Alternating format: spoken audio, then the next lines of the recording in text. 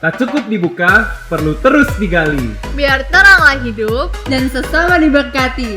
Karena ini bukan sekedar obrolan, tapi obrolan penting.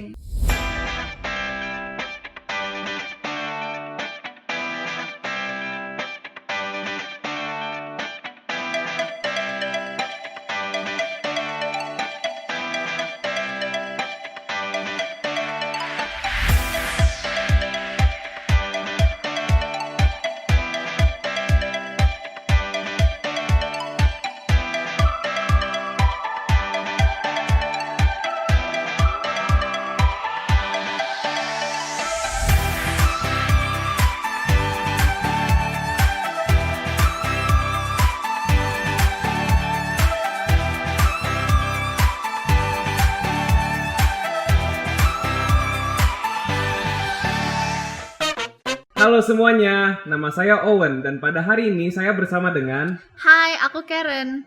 Hai, aku Kelly. dan tentunya juga ada narasumber yang sangat spesial yaitu Halo, saya Pak Dodi. dan kita berempat berkumpul pada hari Jumat ini untuk webcast open di mana pada hari ini kami akan membicarakan satu topik yaitu How Quarantine Has Affected the Way We Think and Present. Dan kita langsung masuk aja ke segmen pertama, Open Heart, di mana pada segmen ini topik besarnya adalah perubahan selama karantina. Langsung aja, Kelly, gimana perubahan yang Anda rasakan selama karantina ini? Jadi kayak main change atau perubahan buat aku tuh benar-benar motivasi ya. Motivasi, terus produktivitas, sama cara pandang aku kayak what will I do in the future, dan itu benar-benar intrigues me banget sih gitu. Ya sih, kayak aku sendiri kalau pandangan aku lebih kayak issues yang happening sekarang ya di dunia. Kayak misalnya aku jadi lebih banyak baca berita yang jadi aku lebih tahu nggak yang berita-berita yang international, bahkan nggak yang di sekitar aku doang. Oke. Menarik ya, maksudnya ternyata ada perubahan karantina sebelum dan setelah begitu ya. Tapi mungkin begini kali ya, Owen dan juga teman-teman sini yang saya mau tanya gitu ya. Kalau dari Karen sendiri melihat gitu ya, ini perubahan ini cenderung positif atau cenderung negatif sih? Positif ya harusnya, soalnya kayak aku sendiri, aku jadi lebih aware gitu what's happening. Kayak misalnya tadinya aku nggak tahu tuh tentang Omnibus Law apa-apa gitu, kayak everyone is talking about it but I don't know, and like tadinya mungkin aku nggak terlalu peduli, kayak yaudahlah bukan urusan aku. But karena quarantine aku punya lebih banyak waktu untuk scrolling through social medias juga. Nah jadi aku ya bacalah, and it has a positive impact on me. Kayak aku jadinya lebih open minded juga, kayak nggak gampang terpengaruhi sama what people say on social medias about a certain topic yang mungkin kadang tuh menggiring. Nah tapi karena aku lebih punya waktu, jadi aku bisa research dulu lebih dalam sebelum aku agree to a certain opinion of someone gitu. Tapi kan positif nih, tapi doesn't it kayak bothers you? Kayak kita tuh nggak bisa buat apa-apa, walaupun iya kita jadi lebih peka, kita jadi lebih tahu. Tapi ini kita di sini kita nggak bisa ngapa-ngapain juga. Itu tuh bener-bener itu nggak sih kayak buat kita tuh troubled juga gitu. Iya, tapi on the other side juga kayak kita nggak bisa ngapa-ngapain, tapi lihat orang ngapa-ngapain itu yang salah juga loh, yang worsen the problem justru, nggak make it better, dan itu juga kayak aduh gimana sih gitu. Tapi ya kita nggak bisa apa-apa juga. Tapi kalian kerasa gak sih dampak negatifnya ke diri kalian secara langsung gitu loh, kayak outside of kita gak bisa ngapa-ngapain, tapi kita juga jadi lebih malas gitu loh, karena ya kayak Iya benar-benar ngapain dari rumah gitu ya, udah malas, kayak belajarnya dari ranjang, kalaupun udah kerja juga dari kamar gitu kan, environmentnya tuh gak mendukung banget loh. Kalau saya tuh ngerasanya kayak aduh males banget ngapa-ngapain, enaknya rebahan, nonton, main gitu. Bener-bener. Kayak, iya biasanya kan ada yang support kayak kalau misalnya kita lagi capek kayak ayo semangat, tapi ini kayak nggak ada, kita sendiri kan. Apalagi dulu kalau SS tuh pasti bareng temen kan, terus pasti ada aja satu gitu yang rajin. Nah kita pasti bosen juga kan nggak ngapa-ngapain, ya udah ikut rajin. Tapi kalau di rumah kan nggak ada yang rajin gitu, sendiri aja gitu. Kecipratan temennya ya. Iya benar-benar. Rajin, at least ada yang memotivasi. Benar. Ya. Jadi at least ada yang mungkin komunitas kali ya. Itu kata kunci yang penting perubahannya. Mungkin kalau kita perhatikan polanya juga, sebenarnya kan dulunya kita yang selalu ketemu secara fisik gitu ya, sekarang ketemunya menjadi tidak fisik begitu. Akhirnya ternyata itu sedikit banyak mempengaruhi cara kita berpikir. Benar. Dan realitas fisik itu ternyata penting sekali untuk kita miliki. Tapi kalian ngerasa gak sih kayak waktu itu seperti lebih cepat atau lebih lambat kalau kalian selama di pandemi itu? Kalau aku lebih cepet sih. Lebih cepat. Iya, lebih cepet karena kayak ya karena kita juga kagak ngapa-ngapain kan. Setiap hari kan ya udah begitu aja.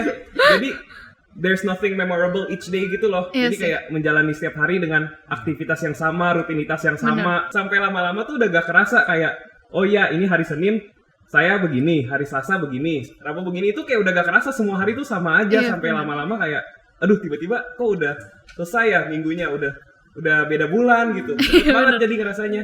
Cuman kalau lagi belajar itu lama sih. Kalau lagi belajar lewat Zoom kelas lama. Berarti tergantung eventnya. Iya, tergantung Iya. event. Tapi apalagi sekarang sekolah kayak eventnya nggak variatif kan. Kayak dulu masih ada water war lah, apalah, sekarang mana ada, ya isinya ya belajar doang gitu. Berarti ada keterbatasan. Iya. Jadi mungkin yang dahulu kita bisa agak lebih variasi begitu ya. Sekarang itu transisinya itu ternyata itu membuat kita terbatas dalam banyak hal. Yang seperti tadi dulu ya dikatakan sama Karen, dulu itu kita ada kegiatan mungkin ya itu pertemuan secara fisik lagi. Iya. Gitu ya. Kita bisa melihat emosinya orang secara langsung gitu. Sekarang tidak bisa. Dan Iya. itu yang saya setuju. Saya sebenarnya tertarik dengan tadi Owen katakan. Memaknai rutinitas. Iya kan? Iya. Pertanyaan saya ya mungkin gini ya. Saya lagi kadang-kadang berpikir ya. Kalau pandemi ini tidak pernah terjadi, apakah kita itu akan belajar untuk memaknai rutinitas kita, gitu. Memaknai pekerjaan kita. Sebenarnya kan faktanya bahwa kalau kita kepikiran nih, kok ini begini terus ya, itu kan sebenarnya tanda positif bahwa kita mulai mencari makna kan ya. Benar. Kita memikirkan at least kehidupan kita begitu. Nah, mungkin pertanyaannya adalah kemana makna itu harus dicari? Iya, bener banget sih. Kayak maksudnya dengan kita di rumah terus dan segala macam, kita tuh jadi bisa lebih memaknai waktu. Jadi kita lebih memahami bahwa oh jadi waktu ini sebenarnya penting. Kayak biasanya yang kayaknya kita memang main-main aja. Sekarang gara-gara memang di rumah terus, kita jadi tahu kayak ini tuh seharusnya bisa buat ini, seharusnya ini buat ini, kayak gitu. Nah, terus kan kalau kita udah lebih memaknai waktu ini dengan kita udah coba untuk lebih produktif apa segala, itu kalian kayak kepikiran gak sih buat masa depan kalian juga? Apalagi kan lagi karantina. Tadi kan kita udah bahas gitu kan, kita ada beberapa yang jadi lebih malas, tapi kayak Kelly mungkin lebih memaknai waktu gitu kan. Tapi kalau saya sih pribadi lebih malas, tapi kayak kalian ngerasa gak sih kalau saya pribadi ya, kayak sekarang karantina tuh jadinya kayak kita bener-bener live in the moment aja. Udah kayak masa depan tuh udah kayak gak kepikiran gitu. Kalau kalian sama gak sih? Atau Mungkin kalian kayak tapi aku iya. Nggak setuju. Masa depan itu jadi lebih serem. Lebih Beneran, iya kayak karena nggak ada kepastian. Jadi karena nggak ada kepastian ya harus dicari biar pasti. Dengan dicari itu kayak jadi mau gimana gitu. Iya bener sih. Tapi soalnya saya kayak kan masih kelas 11. Jadi kayak udah PW gitu loh. Kayak udah nggak ngapa-ngapain kan. Ya udahlah jalanin aja gitu.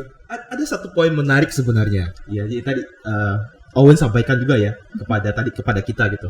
Ada momen di mana kita ini PW gitu ya. Sehingga kayaknya kita memaknai waktu menjadi agak cukup tertantang. Ya. Beda dengan Kelly itu sekarang yang waktunya semakin menipis. Iya benar-benar. Iya kan? Iya, bener-bener. Dikejar deadline kan? Iya dikejar deadline terus. Ya kan? Untuk pendaftaran universitas dan sebagainya begitu ya. Jadi saya melihat begini ya. Momen daripada perubahan pandemi ini mengamplify situasinya kita gitu. Membuat kita itu mungkin yang deadline itu yang dahulu mungkin ada teman sharing bisa diskusi merasa itu lebih terbantu, sekarang akhirnya saya harus mengupayakan itu diri sendiri. Iya, Bener jadi, banget. Akhirnya ada self responsibility itu begitu. Tapi sama juga gitu. Kalau self responsibility-nya itu adalah misalkan oke, I live apa ya, pokoknya daily aja lah ya momennya. Itu juga teramplified. Jadi lebih terasa juga gitu kan. Iya sih. Lebih berasa ini apa sih? Saya nggak bilang berasa malasnya ya. Iya. Tapi faktanya berasa malas. Biasalah. Gitu kan ya. Berarti kan sekarang pertanyaannya adalah siapa yang bisa untuk melawan ini gitu. Gitu kan. Kita berarti harus do something nih. Iya. Kita nggak bisa begitu terus gitu. Nah, mungkin Kelly mau sharing kali ya. Gimana cara melawan momen-momen itu supaya bisa bermakna? Iya mungkin mulai dari cari apa yang mau kita tujuan. Jadi tujuan sih. Jadi bener. saat ada goal itu kita we are driven to chase that goal. Jadi tadinya yang memang males kayaknya nggak ada apa-apa tuh jadi hilang semua. Jadinya kayak oh ya udah walaupun ini karantina, kalau aku nerusin aku males terus dan ini ke bawah sampai karantina udah selesai, hidup aku mau kayak gimana? Dan mindset itu harus bener-bener diterapin banget karena waktu aku mulai nerapin itu bener-bener quarantine change for me gitu sih. Tapi maybe ada juga yang kayak aku, yang kayak preparing for university itu pasti kayak udah kepikiran dong nanti jobnya mau apa nih gue nih. Aku nih. Terus habis itu, tapi misalnya nih gara-gara pandemi terus karantina semua, terus habis itu kayak kita jadi mikir lagi. Ntar tuh profesi tuh masih kayak yang aku pikirin gak ya?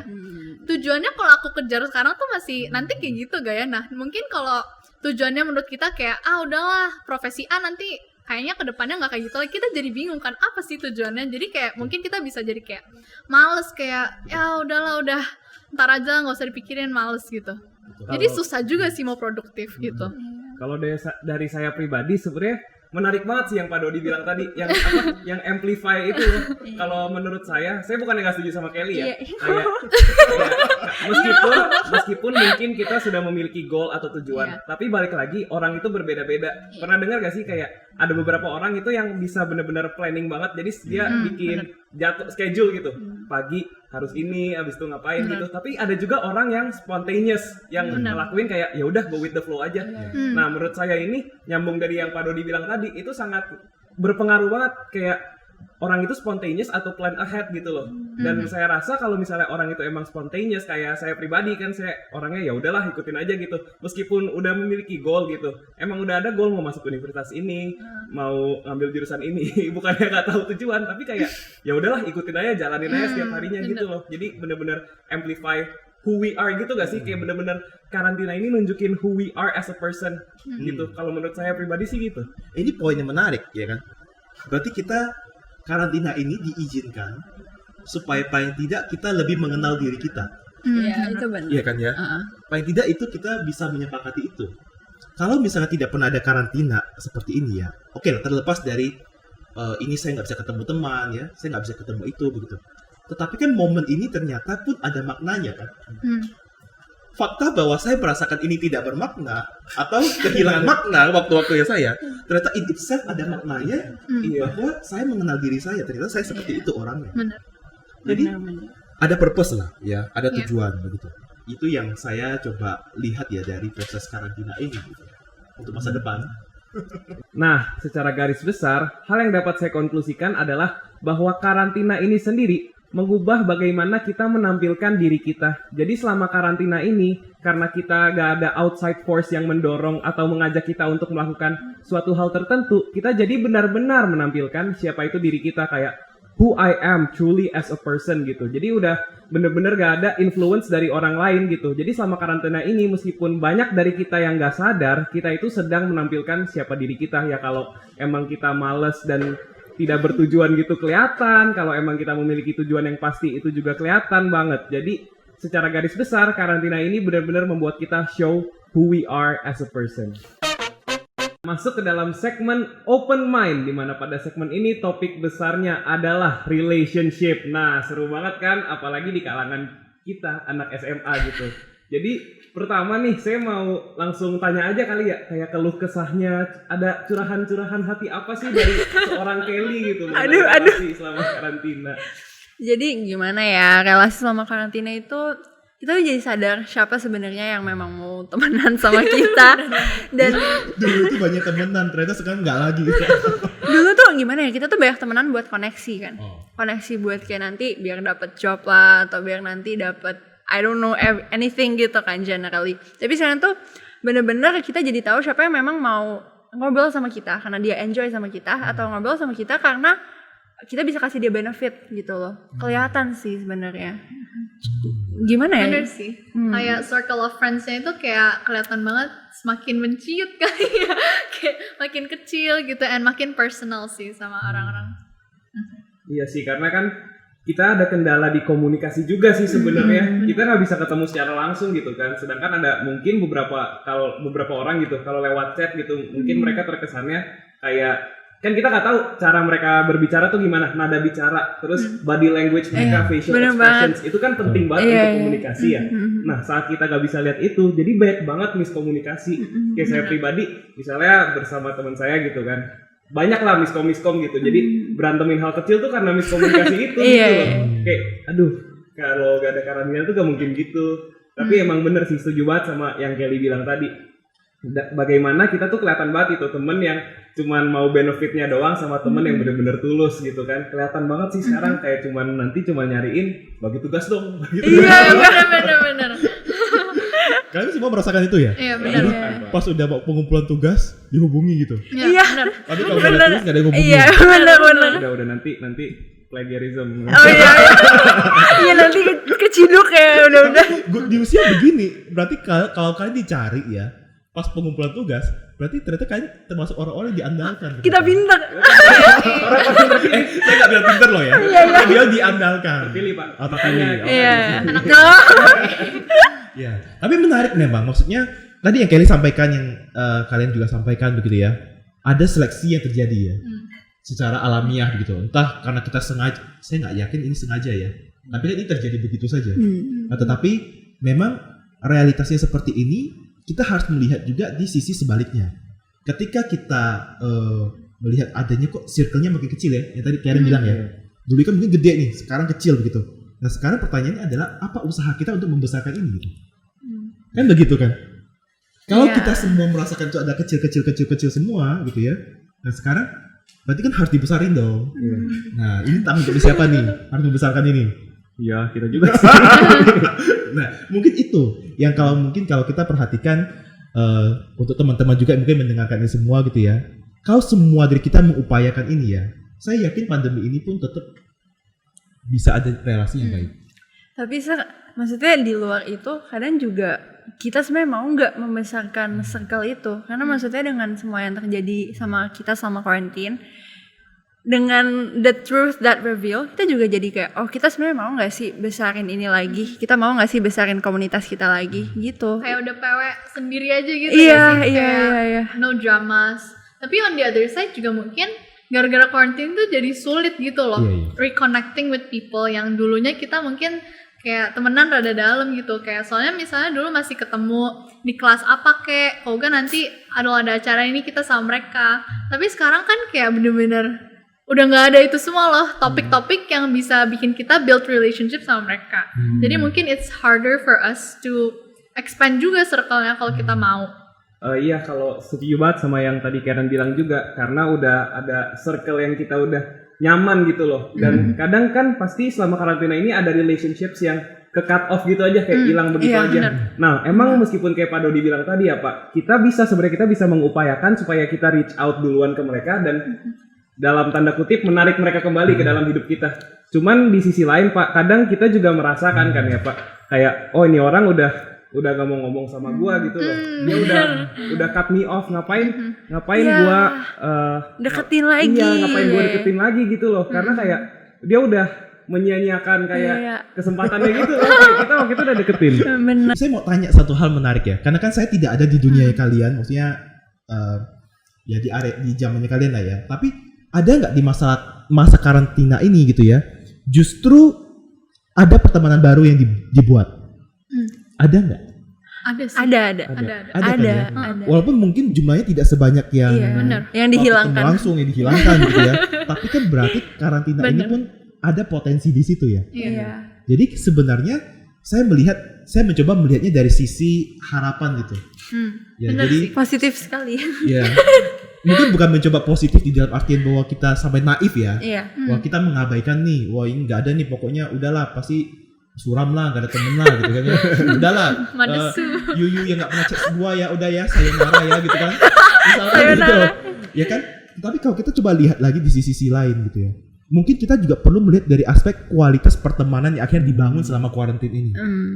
Yang baru dibangun itu, kualitasnya seperti apa. Mungkin ya benar kata Kelly, dulu itu mungkin besar gitu ya, tetapi kualitasnya kayak kita makan itu kan kadang-kadang gede gitu ya. Isinya nggak ada kosong gitu. Tapi mungkin kalau yang kuarantin ini kita bisa mengecek kualitasnya. Ya kan? Mungkin lebih intim dan lebih personal begitu ya. Lebih one on one. Berarti lebih mengarah ke bagaimana kita itu bisa menjaga inner circle kita ya Pak. Orang-orang yang udah deket sama kita bisa menjaga kualitas hubungan kita dengan mereka. Itu aja dari segi teman udah sebegitunya gitu. Apalagi dengan keluarga gak sih? Kalian ngerasain gak sih?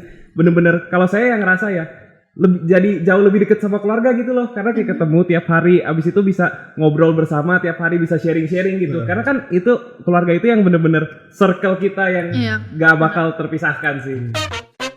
Karena terlalu sering bertemu justru malah banyak pergesekan.